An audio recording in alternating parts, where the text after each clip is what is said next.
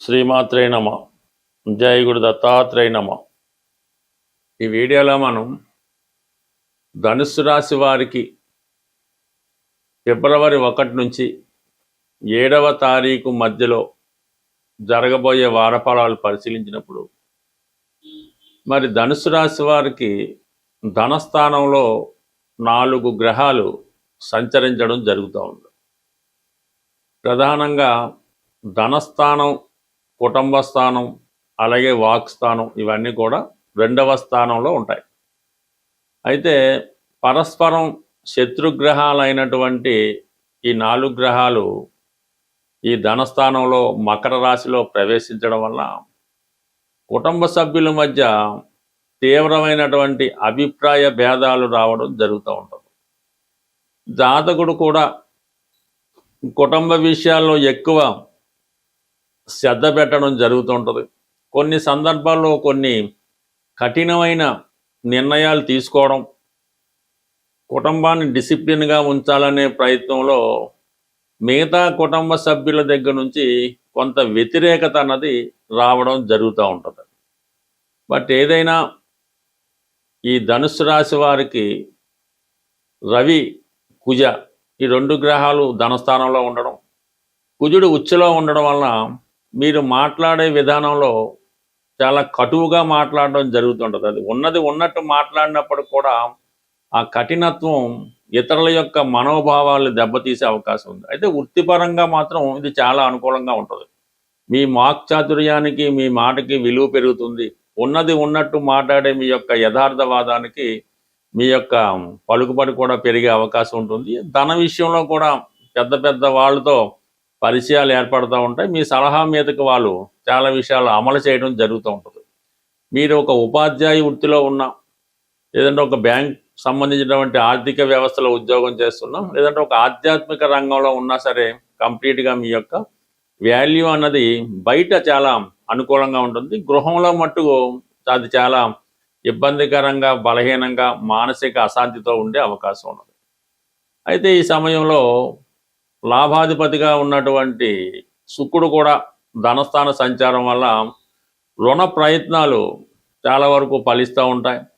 మీ కుటుంబంలో ఒకరికి ఏదో ఉద్యోగం కానీ, ఉపాధి అవకాశాలు కానీ రావడం వల్ల కొంతవరకు మీ యొక్క కుటుంబ ఆదాయం అన్నది పెరుగుతూ ఉంటుంది. అయితే ఎంత ధనం వచ్చినప్పుడు కూడా అది ఆర్భాటాలకి ఎక్కువ ధన వ్యయం జరుగుతూ ఉంటుంది. కుటుంబంలో ప్రతి ఒక్కరూ కూడా, అంటే అది మీతో పాటు అందరూ కూడా ప్రతిదీ కూడా హైగా ఉండాలని, ఖరీదుగా ఉండాలని, ఈ విధంగా ఎక్కువ ధనాన్ని వృధా చేయడం కానీ, అనవసర ఖర్చుల వల్ల ఎప్పుడూ ఆర్థిక పరంగా ఒక విధమైన డెఫిసిట్ కనబడుతూ ఉంటుంది. ధనం రావటమే పాపం అది ఏదో విధంగా ఆవిరైపోవడం జరుగుతూ ఉంటుంది. అయితే బుధుడు సప్తమ దశమాధిపతిగా బుధుడు ధనస్థానంలో రావడం వల్ల వృత్తిరీత్యా ఆదాయం పెరుగుతూ ఉంటుంది. మీరు ఊహించిన దానికన్నా ఎక్కువ రావడం జరుగుతూ ఉంటుంది. అయితే ఇది విద్యార్థులకి స్కాలర్షిప్ రూపంలో వస్తుంది. నిరుద్యోగులకి ఏదైనా ఒక ఉపాధి అవకాశాలు రావడం కానీ, ఉద్యోగ ప్రయత్నాలు ఫలించడం కానీ జరుగుతూ ఉంటుంది. అంటే ఇంచుమించుగా మనకి ఇదే వారం 3వ తారీఖున ఫిబ్రవరి 3న బుధుడు తృతీయ స్థానంలోకి మారుతూ ఉన్నాడు. అంటే వివాహ విషయంలో కొంతవరకు ఒక అగ్రిమెంట్లోకి రావడం జరుగుతుంటుంది. అంటే వివాహ ప్రయత్నాలు ఫలిస్తాయి. ఇక పెళ్లి చూపులు లాంటివి కానీ, సంబంధాలు మాట్లాడడం కానీ కుదురుతూ ఉంటుంది. ఇదే టైంలో మీకు ఉద్యోగంలో ఏదైనా ప్రమోషన్ కానీ, మార్పు కానీ, అభివృద్ధి కానీ రావడం జరుగుతూ ఉంటుంది. బట్ ఏదైనా కొత్త ఉద్యోగం లాంటిది కూడా ఈ సమయంలో రావడం జరుగుతూ ఉంటుంది. సాధారణంగా ఈ ధనుసు రాశి వారికి ఈ ఉద్యోగం వచ్చింది, ఇంచుమించుగా పెళ్లి కూడా అప్పుడే కుదురుతుంటుంది. పెళ్లి కుదిరింది, ఇంచుమించుగా ఉద్యోగంలో కూడా మార్పు, ప్రమోషనో, పెర్మనెంటో రావడం జరుగుతూ ఉంటుంది. ఈ రెండుకి లింకప్ అయి ఉన్నాయి. ఈ రెండుటికి అధిపతి అయినటువంటి బుధుడు తృతీయ స్థానంలోకి రావడం వల్ల అటు పెళ్లి ప్రయత్నాలు ఫలిస్తాయి, ఉద్యోగంలో మార్పుకి చేసే ప్రయత్నాలు కూడా చాలా వరకు ఈ ఫిబ్రవరి 3 తర్వాత మీకు జరిగే అవకాశం ఉంది. అలాగే అదే 5వ తారీఖున శుక్రుడు కూడా 3వ స్థానంలోకి రావడం జరుగుతూ ఉంటుంది. అంటే ఇప్పుడు ఈ వివాహ ప్రయత్నాలు ఫలించడం, వివాహానికి సంబంధించిన సంప్రదింపులు అవి రాసుకోవడం జరుగుతూ ఉంటుంది. పెద్దగా శ్రమ పడకుండానే ఈ ప్రయత్నాలన్నీ కూడా చాలా వేగంగా నడవడం జరుగుతూ ఉంటుంది.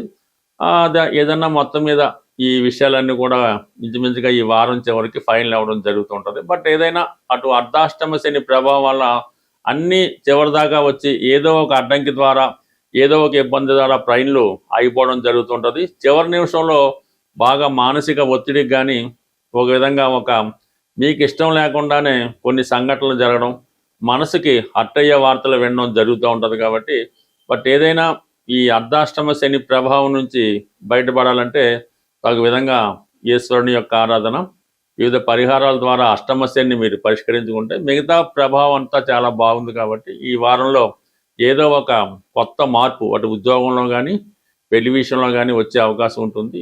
ప్రస్తుతం ఉన్నటువంటి ఆర్థిక పరమైనటువంటి సమస్యల నుంచి, నిరుద్యోగ సమస్యల నుంచి, రుణాల నుంచి బయటపడాలంటే కొన్ని పురాతన రెమెడీలు మీకు తెలియజేయడం జరుగుతూ ఉంది. అందులో ప్రధానంగా మీరు తీసుకున్నటువంటి ఆహారంలో అంటే భోజనం, టిఫిను లేదంటే ఇంకా పలహారం, వీటిలో కొంత భాగాన్ని మీరు మూగజీవులకి పెట్టవలసి ఉంటుంది. అయితే ఇక్కడ మనకు అన్ని సదుపాయాలు కలిగి ఉండి మీరు సంతృప్తిగా భోంచేసి ఆ మిగిలిన దాన్నో వేరొక దాన్నో మూగజీవులకి పెట్టడం అన్నది ఇక్కడ వర్తించదు అన్నమాట. అంటే మీరు ఏదో ఒక రోజంతా 1 కేజీ సంబంధించినటువంటి ఆహార పదార్థాలు తీసుకుంటారనుకుందాం.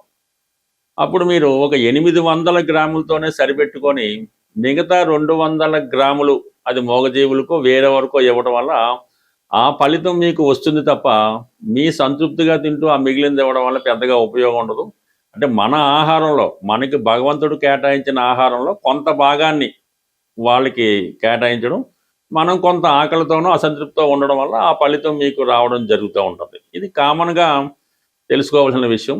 అలాగే ఏదన్నా ఈ సిటీలో అది మనం ఏదన్నా టెంపుల్కి వెళ్ళినప్పుడు దేనికి వెళ్ళినప్పుడు అక్కడ అంటే ఏదైనా దైవ సంబంధించిన కార్యక్రమాల్లో కానీ దేవాలయాల్లో కానీ మనకి ఎవరన్నా ఈ పెళ్ళికో వాళ్ళ యొక్క బర్త్డేకో ఆహ్వానించి భోజనం అది పెడతా ఉంటారు.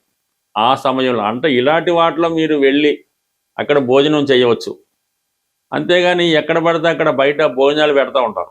ఏదో అక్కడ టెంపుల్ దగ్గర ఇంకో చోట ఇంకో మండల వారో అది సాధారణంగా మీరు అటువంటి భోజనం అన్నది బయట అటువంటి భోజనం అన్నది ఆహ్వానం లేని భోజనం కానీ అనాచితంగా పెట్టే భోజనం కానీ ఏదైనా ఒక సంస్కారం కలిగే వ్యక్తులు అంటే వాళ్ళు బతకగలరు, మనకు ఆదాయం ఉంది, ఆ పూట భోజనం మనం చేయగలం అనుకున్న వాళ్ళు సాధ్యమైనంత వరకు అది అవాయిడ్ చేయడం మంచిది. అంటే అది ఇంకోళ్ళకి పొందడం జరుగుతూ ఉంటుంది. మీకు అవకాశం ఉంది కాబట్టి మీరు మీ యొక్క ధనంతో ఏ హోటల్లోనో ఇంకో చోట భోజనం చేయడం వల్ల ఆ ఫలితం రాదు. కానీ ఇలాగా ఫ్రీగా పెట్టే భోజనం చేయడం వల్ల అది కూడా మీకు భగవంతుడు మీకు రావాల్సినటువంటి పుణ్య ఫలితాన్ని అది ఇబ్బంది పెట్టడం జరుగుతూ ఉంటుంది. ఇది కూడా సాధారణంగా గమనించడం మంచిది. అయితే సాధారణంగా ఇది ఎక్కువగా ఈ గుజరాత్ ఉత్తరాది ప్రాంతాల్లో పాటిస్తూ ఉంటారు.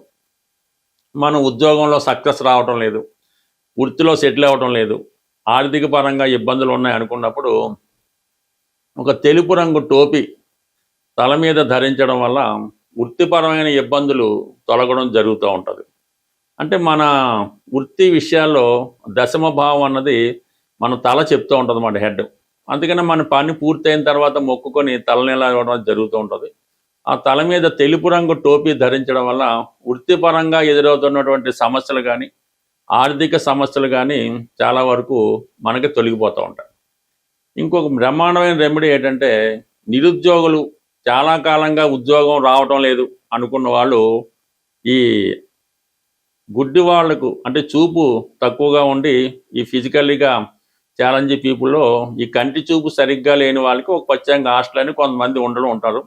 అటువంటి వారికి ఒక 10 మందికి వాళ్ళకి ఇంచుమించుగా ఇష్టపూర్వకంగా స్వీట్స్ అంటే గులాబ్ జాము కానీ జిలాబీ కానీ అంటే పాకంతో కూడుకున్నటువంటి తీపి పదార్థాలు వారికి అంటే ఏదో మనిషికి ఒకటో అరో కాకుండా తృప్తికరంగా ఉన్నట్టుగా వాళ్ళకి ఒక 10 మంది ఇటువంటి బ్లైండ్ పీపుల్కి డొనేట్ చేయడం వల్ల మీకు ఉద్యోగపరంగా ఉన్నటువంటి సమస్యలు దొరుకుతాయి. ఇది ప్రాక్టికల్గా మనం చేసి చాలామంది చేయించడం వల్ల వాళ్ళకి సక్సెస్ అవడం వల్ల చెబుతుంది. ఇది పెద్దగా మీరు సీరియస్గా తీసుకొని నమ్మకంతో చేయడం వల్ల ఎంతకాలంగా మీ నిరుద్యోగంగా ఉన్నా ఆ సమస్య అన్నది తీరుతుంది. దాని తర్వాత వెరీ సింపుల్గా మనకి సాల్వ్ అవ్వాలి. వివాహ సమస్య, పెళ్లి సంబంధాలు కుదరడం లేదు, ఉద్యోగం రావటం లేదు, అప్పు దొరకడం లేదు అనుకున్న వాళ్ళు సూర్యాస్తమయం తర్వాత ఏ మంగళవారం అయినా పర్వాలేదు హనుమాన్ ఆలయంలో జిలాబీ పంచిపెట్టడం వల్ల మీకు తొందరగా ఆ పని పూర్తవుతుంది. రుణ సమస్యలు చాలా వరకు సాల్వ్ అవడం జరుగుతూ ఉంటుంది. సో ఈ విధంగా ఇటువంటి చిన్న రెమెడీలు అంటే ఏదన్నా రెమెడీ చేసినప్పుడు అవతల వ్యక్తి కూడా సంతృప్తి పడవలసి ఉంటుంది. ఊరికే ఏదో జిలాబీ ఏమన్నట్టు ఒక జిలాబీ అలా కాకుండా కంప్లీట్గా ఉండాలి. భగవంతుడు కూడా మనం ఏదన్నా ఒక రెమెడీ నిమిత్తం పూజ చేసినప్పుడు ఏదో తమలపాకులు పూజ చేయిస్తాం అన్నప్పుడు ఏదో 41 తమలపాకు 21 తమలపాకు కాకుండా ఏదో ఒక బుట్ట తమలపాకులు ఆ విధంగా పూజ చేయడం వల్ల, అలాగే విపరీతంగా సింధూరం వాడటం వల్ల ఎక్కువగా ఆంజనేయ స్వామి అంటే మనం వాళ్ళ యొక్క స్థాయిని బట్టి సాధనను బట్టి చేయవలసి ఉంటుంది. ఏమీ లేని చిన్న విద్యార్థి ఒక 100 తమలపాకులతో పూజ చేయనా పర్లేదు. అదే కోటీశ్వరుడు లాంటి వాడు తన ఫలితం కోసం అతను కూడా అలా కాకుండా కొద్దిగా టాలెంట్గా హోదాగా చేయడం వల్ల ఈ ఫలితాలు కూడా రావడం జరుగుతుంది. స్వస్తి.